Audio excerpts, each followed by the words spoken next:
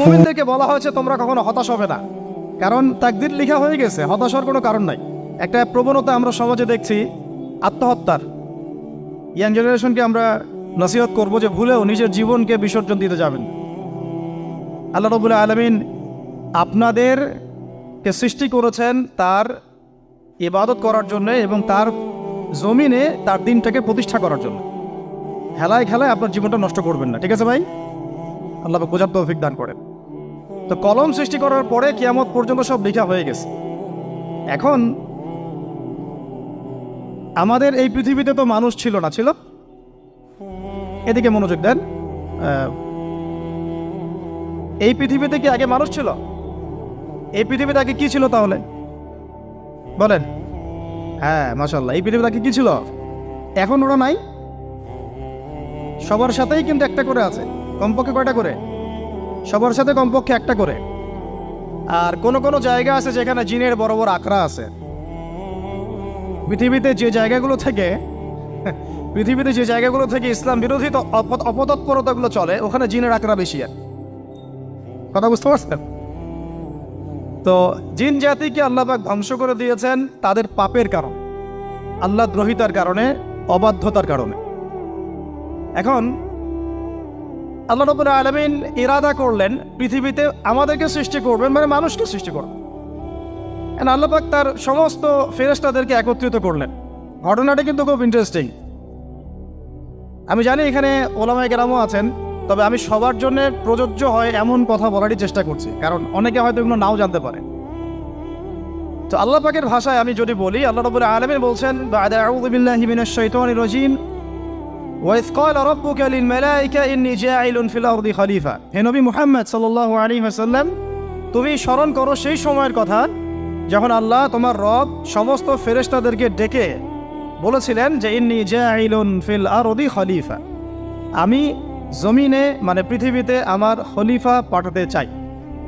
কি পাঠাতে চাই? আরো জোরে বলেন। আল্লাহ পাক বলেননি পৃথিবীতে মানুষ পাঠাতে চাই, পৃথিবীতে নতুন কোনো মাখলুক পাঠাতে চাই। আমাদেরকে আল্লাহ পাক সম্মানের শব্দে সম্মানিত করেছেন, বিশেষায়িত করেছেন। আমাদেরকে বলেছেন আমরা আল্লাহর খলিফা, আমরা আল্লাহর খলিফা। এখন আমরা আল্লাহর খলিফা, কিন্তু পৃথিবীতে মানুষ খিলাফা শব্দ সহ্য করতে পারে। হ্যাঁ, কি অদ্ভুত না? এটা কোরআনের কি শেষের দিকে আছে না প্রথম দিকে আছে? সূরা বাকারার একদম শুরুর থেকে 3টা 4টা 5টা পৃষ্ঠা উল্টালে দেখবেন এই একটা আছে। কোরআন তাহলে শুরু থেকে কখনো খুলেও দেখেনি সে ব্যক্তি। প্রমাণ হলো এটা, সে খুলেও দেখে নাই, অথবা দেখলেও সে এড়িয়ে গেছে। আল্লাহ পাক আমাদেরকে বললেন যে পৃথিবীতে আমি আমার খলিফা পাঠাতে চাই। তাহলে আদম আলাইহিস সালামকে আল্লাহ পাক মুহাব্বতের শব্দে, সম্মানের শব্দে বিশেষায়িত করলেন কি বলে? সুবহানাল্লাহ, সুবহানাল্লাহ। আর খলিফা কাকে বলে এটা আমি আপনাদেরকে বোঝাচ্ছি একটা দোয়া থেকে। এই যে গাড়িতে করে আমরা বাসা থেকে আসলাম বা যখন কোনো সফরে যাই, আমরা একটা দোয়া পড়ি, সুবহানাল্লাযী সাখখারা লানা হাযা ওয়া মা কুন্না লাহু মুকরিনিন ওয়া ইন্না ইলা রাব্বিনা লামুনকালিবুন। এতটুকু তো পড়ি নাকি? বা এগুলো পড়তে হবে? বইমেলায় এসেছি শুধু লেকচার শোনার জন্য না, ছবি তোলার জন্য না। আজকে জীবনটা পরিবর্তন করার নিয়াত করে যাইতে হবে, ঠিক আছে ভাই? বই প্রকাশ করা, ছাপানো, বিক্রি করা, লেখা, এর চেয়ে বড় কথা আমার জীবনটা ইলমের আলোয় আলোকিত করা। আমি বই লিখলাম ধরেন একটা, আমার মধ্যে সেই আমল নাই, লাভ নাই। লাভ আছে? আমি বই ছাপাইছি 100, 200, 500, 1000, আমি নিজেই আমল করি না, হবে? আগে আমল জরুরি। ইলমের সাথে আমলটা খুব বেশি জরুরি। আলেম তাকেই বলা হয় যে ইলম অনুযায়ী আমল করে। তাহলে আল্লাহ পাক বলেন লিমা তাকুলুনা মা লা তাফআলুন, তোমরা এমন কথা কেন বলো যে আমল নিজেরাই করো না? কাবুরা মাকতান ইনদাল্লাহ আন তাকুলু মা লা তাফআলুন, আল্লাহর কাছে সবচেয়ে গর্হিত একটা অপরাধ তোমরা একটা কথা বলবা কিন্তু আমল করবা না। তো দোয়াটা মুখস্থ করবেন। এই দোয়ার নিচে একটা অংশ আছে, আল্লাহুম্মা আনতা সাহিবু বিস সাফারি। আমার কথাটা শুনেন, খলিফার অর্থটা বুঝেন। অনেকে তো অনেকভাবে ব্যাখ্যা করে আর কি। আল্লাহুম্মা আনতা সাহিবু ফিস সাফারি, আল্লাহ তুমি এই সফরে আমার সাথী। সফরে বের হওয়ার সময় দোয়া পড়ছি আমরা, আল্লাহুম্মা আনতা সাহিবু ফিস সাফারি, আল্লাহ তুমি এই সফরে আমার সাথী। ওয়াল খলিফাতু ফিল আহলি ওয়া মালি, আল্লাহ আমি তো বাসায় নাই, আমার বাসার আহাল মালের খলিফা হচ্ছে তুমি আল্লাহ। তাহলে খলিফা শব্দতে কি বুঝলেন? আল্লাহ আমার বাসার আহাল মালের খলিফা মানে কি? আমার স্থলাভিষিক্ত তুমি আল্লাহ, আমি ওখানে নাই বাসায়, আমি সফরে বের হয়ে গেছে, আমার স্ত্রী, আমার সন্তান, আমার মাল, আমার জান, এগুলোর দায়িত্ব তোমার, তুমি খলিফা। কত চমৎকার দোয়া। তাহলে পৃথিবীতে আমি আমার খলিফা পাঠাতে চাচ্ছি, তার অর্থ কি? আল্লাহ রাব্বুল আলামিন এই পৃথিবীতে আমাদেরকে তার প্রতিনিধি বানিয়েছেন। সুবহানাল্লাহ, সুবহানাল্লাহ। তাহলে আমরা নিজেদের আত্মপরিচয় ভুলে গেলাম যে আমরা আল্লাহর প্রতিনিধি পৃথিবীতে, তাই না? আমরা এখন আব্রাহাম লিঙ্কনের পূজা করতেছি।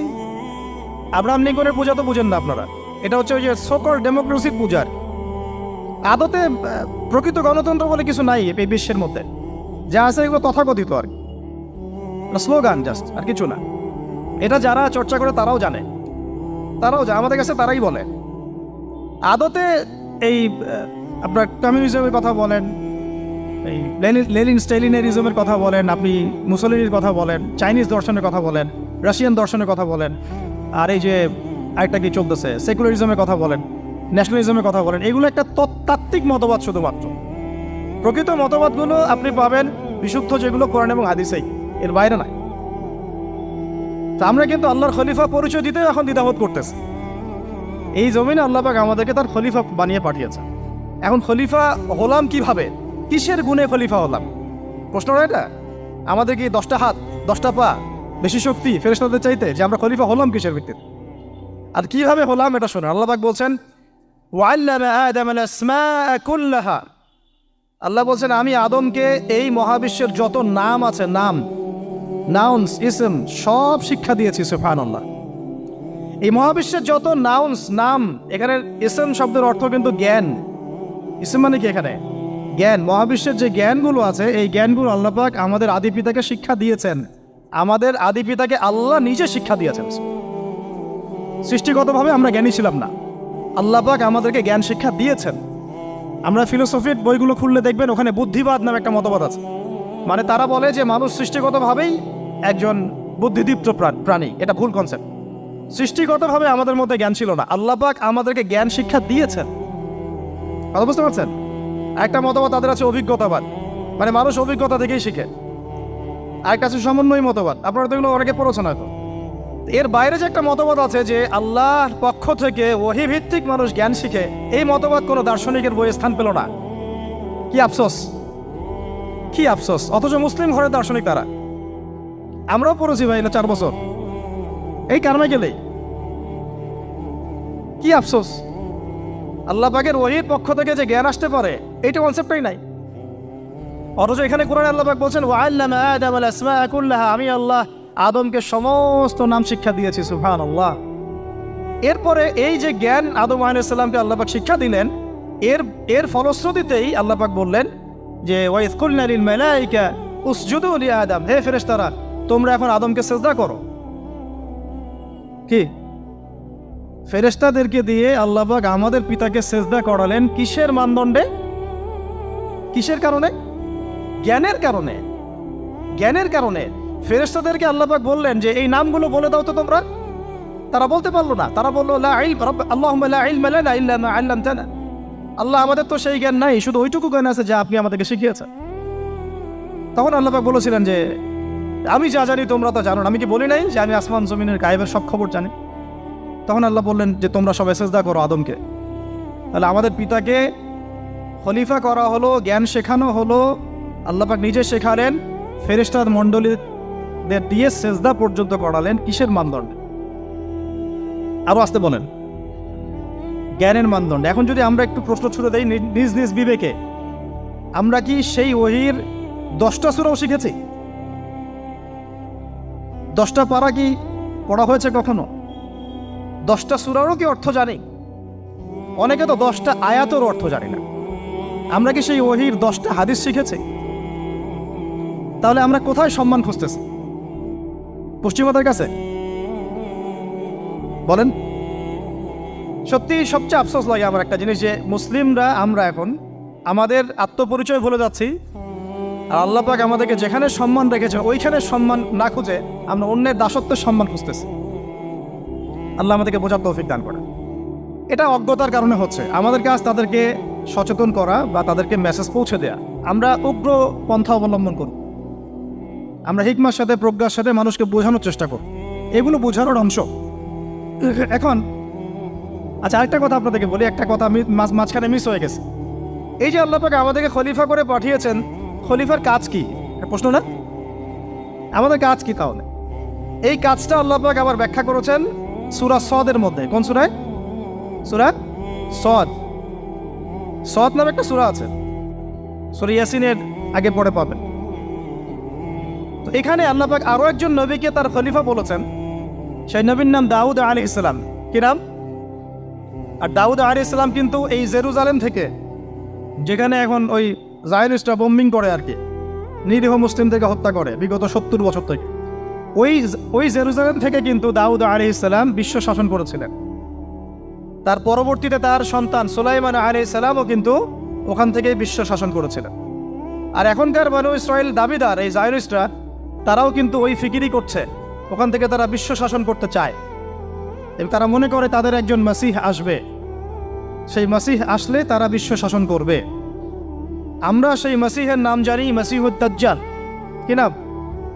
এই দাজ্জালকে ওরা ওদের সত্য মাসিহ মনে করে, আমরা জানি হচ্ছে মিথ্যা ভণ্ড প্রতারক মাসিহ, অথচ ওরা মনে করে এটা হচ্ছে সত্য মাসিহ।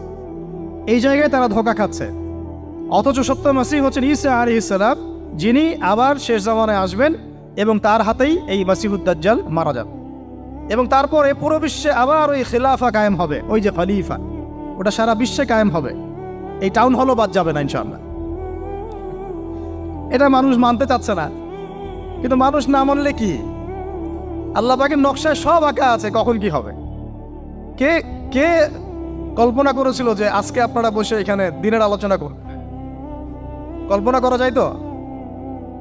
যে শব্দগুলো আপনারা বলছেন এগুলো বললেই তো নাই গায়েব, এখন বলছেন। কেউ কি কল্পনা করেছিল যে হঠাৎ করে এমন একটা সময় চলে আসতে পারে? কেউ কিন্তু কল্পনা করেনি, আল্লাহ পাকের নকশায় ছিল। এখানে আমাদের একটা আফসোসের কথা, এখানে মাস্টারমাইন্ড আল্লাহ রাব্বুল আলামিন। প্রকৃত মাস্টারমাইন্ড কে? আমরা ক্রেডিট নেওয়ার প্রতিযোগিতায় ব্যস্ত হয়ে আছি এখন, কার কত ক্রেডিট নেওয়া যায়। এখানে একক ক্রেডিট পাওয়ার যোগ্য কেউ না, সমস্ত ক্রেডিট কার? আল্লাহ রাব্বুল আলামিন। এটা আল্লাহর সাথে গাদ্দারি করতে যায় না, তাহলে ভুলে যান। কারণ আমি বারবার বলেছি আপনাদেরকে, কোরআন থেকে একটা শিক্ষা আমরা শিখেছি, একটা কম যখন মাজলুম থাকে, দুর্বল মাজলুম জুলুমের শিকার হচ্ছে, আল্লাহ পাক সেই কমটাকে বাঁচান, কোনো না কোনো একজন ত্রাণকর্তাকে পাঠান, কোনো একটা সূরতে আল্লাহ পাক সেই কমকে বাঁচায় দেন। আবার যদি এই নিয়ামতটা পাওয়ার পরে ওই কম আবার এই জুলুম শুরু করে, আবার আল্লাহ দ্রোহিতা শুরু করে, আল্লাহ পাক তার চেয়ে বড় জালেম চাপাই দিন। কথা বুঝতে পারছেন? আল্লাহর সাথে গাদ্দারি করতে চাই না, আল্লাহ পাক আমাদেরকে বোঝার তৌফিক দান করেন। এখন খলিফার কাজটা কোথায় পাবেন? কোন সূরায় ভাই বলেন? সূরা সদে আল্লাহ পাক দাউদ আলাইহিস সালামকে খলিফা সম্বোধন করে বলছেন, ইয়া দাউদ। কি চমৎকার আহ্বান! ইয়া দাউদ, হে দাউদ, ইন্না জাআলনাকা খলিফাতান ফিল আরদ। দেখো, আমি আল্লাহ তোমাকে পৃথিবীতে খলিফা করেছি। কি করেছি? খলিফা করেছে। তোমার কাজ কি শোনো। ফাহকুম বাইনান নাসি বিল হক। বোঝার চেষ্টা করেন একজন খলিফার কাজ কি। খলিফা মানে আল্লাহর প্রতিনিধি, জমিনে যে দায়িত্বশীল, অন্য মানুষের উপরে যে দায়িত্বশীল, তার কাজ ফাহকুম বাইনান নাসি বিল হক, মানুষের মাঝে ন্যায় বিচার প্রতিষ্ঠা করবে, এটা তোমার কাজ। তাহলে এখন যারা আমরা এই জায়গায় আছি বা ভবিষ্যতে আসব, আরও কাল আগাতে থাকবে, সময় আগাতে থাকবে, নতুন নতুন নেতৃত্ব আসবে, সবার ফাংশন একটাই, ফাহকুম বাইনান নাসি বিল হক। আমাদের কাজ হবে মানুষের মাঝখানে কি করা? ন্যায় বিচার, বিচার ফয়সালার ক্ষেত্রে ইনসাফ করা, ন্যায় বিচার করা। তো ন্যায় বিচার তো এখন জাদু ঘরে আছে নাকি? হ্যাঁ, কোনো কোনো ক্ষেত্রে আমরা চাই না যে ন্যায় বিচার জাদু করে যাক, আমরা চাই আবারও ন্যায় এবং সাম্যের সমাজ প্রতিষ্ঠা। ইনশাআল্লাহ এরপর থেকে আমরা কোনো অন্যায় সহ্য করব না। ইনশাআল্লাহ এরপর থেকে আমরা কোনো জল্লাদতন্ত্র কায়েম করতে দিব না। আমাদের যা আছে তাই নিয়ে প্রতিবাদ হবে ইনশাআল্লাহ। কারণ এখনকার প্রজন্ম প্রতিবাদের ভাষা বুঝে। এখন যদি আপনারা আবার সেই প্রাচীন জুলুমের তন্ত্রে মন্ত্রে ফিরে যান, তাহলে আল্লাহর গজব চলে আসবে, বড় গজব। তো খলিফার কাজ কি ভাই? কি কাজ বললাম বলেন? মানুষের মাঝখানে ন্যায় বিচার প্রতিষ্ঠা করা। আচ্ছা, আরো আছে, আয়াত শেষ হয় নাই। আল্লাহ পাক বলছেন ওয়ালা তাত্তাবিউল হাওয়া। আর ন্যায় বিচার করতে গিয়ে নিজের দাসত্ব মানে প্রবৃত্তির অনুসরণ করো না। ন্যায় বিচার করতে গিয়ে নিজের প্রবৃত্তির অনুসরণ করো না, মন গড়া বিধানের অনুসরণ করো না। আমার মামা, আমার চাচা, আমার খালু পার করে দিও না। প্রবৃত্তির অনুসরণ মানে কি? মন যাচাই তাই করো না। ন্যায় বিচার করতে গিয়ে আল্লাহ পাকের বিধান মেনে চলো। আর সূরা মাইদাতে আল্লাহ পাক বলেছেন আয়াত নাম্বার 44, 45, 47-এ, ওয়ামান লাম ইয়াহকুম বিমা আনজালাল্লাহ ফাউলাইকা হুমুল কাফিরুন। যারা আল্লাহ পাকের হুকুম অনুযায়ী বিচার ফয়সালা করে না তারা কাফির। 45-এ গিয়ে আল্লাহ বলছেন ওয়ামান লাম ইয়াহকুম বিমা আনজালাল্লাহ ফাউলাইকা হুমুল ফাসিকুন। যারা আল্লাহ পাকের বিধান অনুযায়ী বিচার ফয়সালা করে না এরা ফাসিক, পাপাচারী। 47 নম্বর আয়াতে গিয়ে আবার বলছেন ওয়ামান লাম ইয়াহকুম বিমা আনজালাল্লাহ ফাউলাইকা হুমুজ জালিমুন। যারা আল্লাহর হুকুম বিধান অনুযায়ী বিচার ফয়সালা করে না এরা জালেম। তো কাফেরও বলেছেন আল্লাহ, ফাসিকও বলেছেন, জালেমও বলেছেন। তাহলে বিচার ফয়সালা করার ক্ষেত্রে আল্লাহ পাকের বিধানকে সর্বোচ্চ অগ্রাধিকার দিতে হবে। নিজের প্রবৃত্তির অনুসরণ করা যাবে না। যদি করে তাহলে কি হবে? ইউদিল্লাকা আন সাবিলিল্লাহ, তাহলে এটা তোমাকে আল্লাহর রাস্তা থেকে সরায় নিয়ে যাবে। এর ফলে কি হবে? জেনে রাখো, ইন্নাল্লাযীনা ইউদিল্লুনা আন সাবিলিল্লাহ লাহুম আযাবুন শাদীদ বিমা নাসু ইয়াউমাল হিসাব। এটা পরে দেয়, নিশ্চয়ই যারা আল্লাহ পাকের সরল পথ থেকে বিচ্যুত হয়ে গেছে তাদের জন্যে কাল কিয়ামতের মাঠে আছে আযাবুন শাদীদ। আযাবুন শাদীদ মানে কঠিন কঠিন যন্ত্রণাদায়ক শাস্তি, এই কারণে যে তারা কিয়ামতের দিনটাকে ভুলে গিয়েছে। শাদীদ এর অর্থটা কি এটা বোঝার জন্য আপনাকে সূরা হাদীদ পড়তে হবে। কোন সূরা? আসলে কোরআনের আয়াতগুলো হচ্ছে আকাশের তারার মতো। তারা দেখবেন আকাশের, তারা দেখাও সুন্নত। ইসলাম তো রসকসহীন ধর্ম না রে ভাই, সবকিছুই আছে এখানে। আসলে আমরা জানি না বলে আমরা মনে করি যে এখানে কোনো বিনোদনই নাই, তাই না? এই গান বাজনা না করলে কি হয়? মন শান্তি হয়? এরকম একটা ভাব। যদি আপনি কোরআনের ভিতর ঢুকে যান, আপনার হৃদয়ে এমন নূর আসবে, এমন তৃপ্তি আসবে যে ওগুলো আপনার শুনতে ইচ্ছা করবে না। আপনি কান বন্ধ করে ফেলবেন, নিজেই বলতেই হবে না। এখন কিছু নতুন ইসলামিস্ট আসছে, তারা এগুলোকে ইসলামের অন্তর্ভুক্ত বলে মনে করার দাবি করতেছে যে এগুলো তো নিষেধ নাই, এগুলো তো নিষেধ করা হয় নাই। কতটুকু জানেন ইসলাম সম্পর্কে?